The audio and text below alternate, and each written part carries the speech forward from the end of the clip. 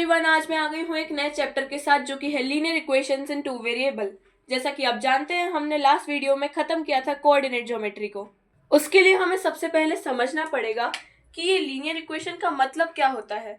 हम जानते हैं कि टू वेरिएबल क्या होता है, जैसा कि हमने पहले ही पढ़ा हुआ है।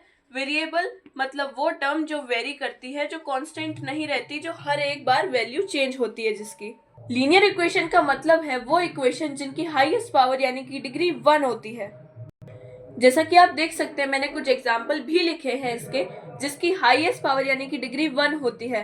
x प्लस वाई प्लस 1, इसमें हाईएस्ट पावर 1 है, तो ये लीनियर इक्वेशन कहलाती है। हमारे पास अगली टर्म आती है कोफिशिएंट। मैं दिखाती हूँ कोफिशिएंट क्या होता है। कोफिशिएंट का मतलब होता है किसी भी पर्टिकुलर गिवन जो चीज है या कांस्टेंट या तो वेरिएबल, उसके आसपास में उसी टर्म में जो चीज दी हुई है उसे हम बोलते हैं कोफिशिएंट। इसके एग्जांपल से हम समझेंगे। अब अगर पूछा है कोफिशिएंट ऑफ एक्स स्क्वायर, तो कोफिशिएंट ऑफ एक्स स्क्वायर 2 हो जाएगा। हमें केवल उसी टर्म के आसपास में जो भी है वो देखना है। अब जैसे कि कोफिशिएंट ऑफ 5, तो 5 का कोफिशिएंट हो जाएगा वाई स्क्वायर। कोफिशिएंट ऑफ 7 हो जाएगा जेड। अगर पूछ लिया जाए कि कोफिशिएंट ऑफ 2x स्क्वायर, तो कोफिशिएंट ऑफ 2x स्क्वायर मतलब इस टर्म में 2x स्क्वायर को छोड़ के जो भी है वो सब उसका कोफिशिएंट कहलाएगा। अब 2x स्क्वायर को छोड़ के तो इसमें कुछ नहीं है, तो इसका कोफिशिएंट हो जाएगा 1। बस एज सिंपल एज दैट। अब इसके बाद हम समझेंगे linear equation in two variable का स्टैंडर्ड फॉर्म। अब हम देखेंगे कि इसकी स्टैंडर्ड फॉर्म क्या होती है। तो इसकी स्टैंडर्ड फॉर्म होती है ax plus B Y plus C is equals to 0।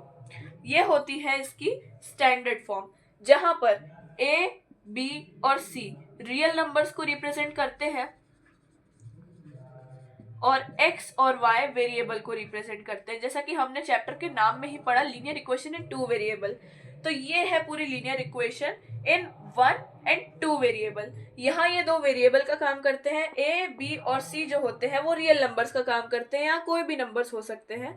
और जो c होता है वो इकलौता होता है जो अकेला होता है। a और b x और y का रिस्पेक्टिवली कोफिशिएंट होता है। a जो होता है वो x का कोफिशिएंट होता है और b जो होता है वो y का कोफिशिएंट होता है।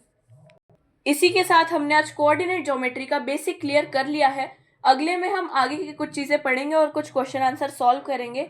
आप चाहते हैं कि मैं एग्जाम्पलर कराऊं तो कमेंट कीजिए, मैं वो भी कराऊंगी। इसी के साथ अगले लेक्चर में हम मिलेंगे एनसीईआरटी के क्वेश्चंस को लेके। Thank you.